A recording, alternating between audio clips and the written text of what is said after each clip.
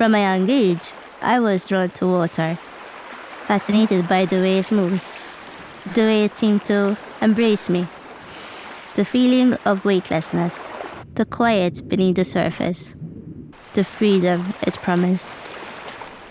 But in my heart, I felt it was a freedom I could never truly claim. I was born with achondroplasia, a condition that makes me small in stature, with reduced mobility and buoyancy in the water. So when I took up swimming, each stroke became a battle against my own limitations. And while my friends advanced with ease, I was drowning in a sea of insecurity. Swimming became a private escape, but a path I never believed I could follow further. Yet the water had other plans for me. I was asked to join the Malta Paralympic swimming team, and where I'd usually shy away, I said yes.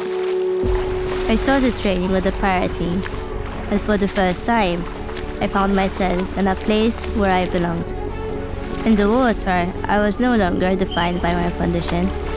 I wasn't the girl who could not reach the top shelf, or the girl who people stared at. The water became the one place where I didn't feel small. When you find the right lane in life, everything starts to fall into place, as though the world aligns to support your journey, giving you the courage to walk through doors you never knew could be open. Soon, the idea of competing at the Paralympic Games became more than just a dream. It was a vision that filled every corner of my mind. This wasn't just about being chosen to represent my country. I wanted to prove to myself that I mattered. The thought of finally being seen for what I could accomplish was my driving force. But when the time came to qualify for Tokyo 2020, I didn't make it. It felt like the impossible had won. I questioned everything: my dedication, my abilities, my worth. I had been training for years. Every stroke, every kick a step closer to what I thought would define me. The Tokyo Paralympic Games have officially begun. The dream I was chasing slipped through my fingers, and I felt I had nothing left to give. But the thing about impossible dreams is that they don't disappear. They persist, waiting for you to find the reason to start chasing them again. And I found my reason back at my old school. As I stood in front of those kids, something shifted deep inside. I had faith to qualify, but to them, I was still a hero. They believed in me, even when I didn't. I was their proof that even in defeat, there can be strength.